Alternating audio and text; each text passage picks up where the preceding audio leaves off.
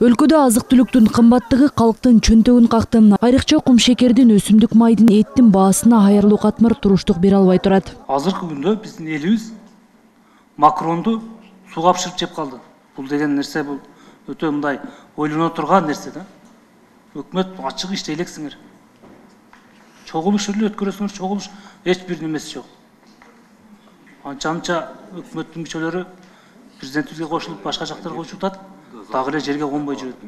Иштебей жерлерге барып. Дүйнөдө түзүлгөн эпидемиологиялык кырдаалга байланыштуу баалардын өсүү тенденциясы бардык мамлекеттерде байкалууда. Товарлардын айрым категориялары менен ички рыноктун керектөөлөрүн канааттандыруу негизинен импорттун эсебинен жабылат. Мисалы, күйүүчү майдын 95%, өсүмдүк майынын дээрлик 85%, кумшекердин 24%, жумуртканын 10%, күрүчтүн 12%, эттин 37% сырттан алынып келинет. Депутат Айнура Осмонова өкмөт импортко кызыкпастан өзүбүздөгү мүмкүнчүлүктөрдү колдонгонго аракет кылса жакшы болорун белгиледи. Кыргызстанда суу майын өндүргөн канча завод бар? Мына сиз азыр айтып атасыз, завод койгучу деп. Даяр заводдор турат. Мен өткөндө дагы сессияда көтөргөнмүн. Госзаказ деген понятие бар бизде, туурабы? Госзаказ менен ошол турган заводдун кнопкасын басса иштей турган мүмкүнчүлүгү бар.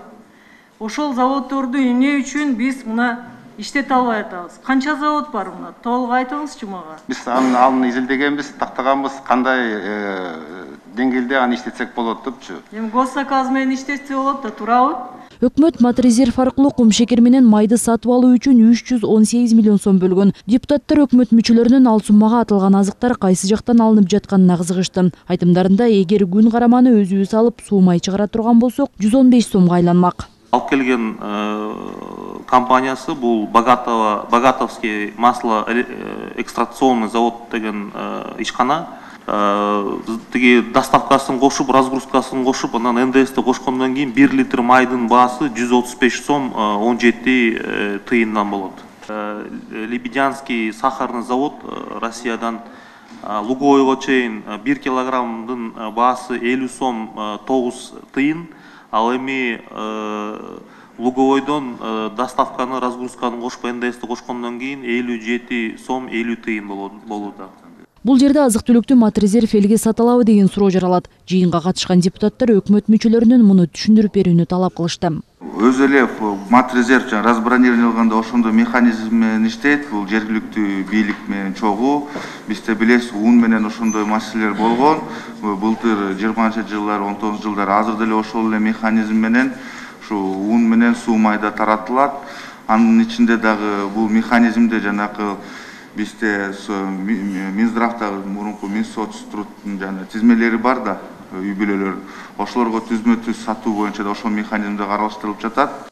Депутаттардын баамында экономиканы көтөрүү үчүн биринчи өзүбүздүн кайра иштетүүчү ишканаларды колдонуу керек. Бирок азыр туруп калган өндүрүш ишканаларды жандантмак түгүл, пандемиядан жабыркаган бизнеске жардам берүү чабал болуп турат. Жыйында өкмөт тарабынан оор абалдан чыгуу максатында ишкерлерге 3 миллиард сом берилгени айтылды. Ошол 3 миллиард сом кайсы ишкерлерге берилди, эмненин негизинде берилди? Ушуга жооп берип койсоңуздар. Эл аралык финансы уюмдарынан жардам катары биз ушу бюджеттик колдоо жана ишкерлерди колдоо боюнча жардамдарды алганбыз. Ошонун ичинде бүгүнкү күндө атайын ишкерлерди колдоо боюнча өзүнчө кредиттик линия программа иштелип чыгып, ошонун башталгандан баштап 3 миллиард 200 миллион тегерегиндеги каражаттар бөлүнгөн да. Анан ал секторларын айта турган болсок, негизинен соода жүргүзүү, баягы пандемиянын убагында көбүрөөк жабыркаган ишкерлерге берилген да. Ошол эле курулуш тармагы, соода жүргүзүү, өндүрүш окшогон тармактар боюнча берилген. Азыр Кыргыз-Кытай чек арасындагы жүк ташууну жандантуу маселеси дагы маанилүү. Эл өкүлү Абдумажит Юсуров бул багытта өкмөт өкүлдөрүн тезинен сүйлөшүүлөрдү жүргүзүүгө чакырды. Эркештам Торугарттан суткасына 5, 6, 7 машина өтүп жатат. Чек аралар мурда кандай иштечү эле? Сиздер тез арада кандай чара көрө аласыздар? Бул жерде көбүнчө санитардык нормалар боюнча маселе жаралып жатат экен. сколько машин проходило. Бул боюнча Тышкы иштер министринин орун басары Айбек Артыкбаев бүгүн эле Кытай Эл Республикасынын элчиси менен премьер-министр жолугуп аталган маселелерди талкуулаганын белгиледи. Ал Торугарт өткөрүү бекетинде автомобилдерди дезинфекция кылуучу кошумча 3-4 туннель куруу боюнча сүйлөшүү жүрүп жатканын кошумчалады. Бул ал жактагы унаалардын батыраак өтүшүнө жол ачат. Эл өкүлдөрү өкмөт бул сыяктуу тоскоолдуктарды жоюу үчүн батыраак чаралар көрүлүшү керектигин белгилешти. Торугарт КППсындагы Айпири Самат кызы, Улукбек Сулайманов, Ньютиве.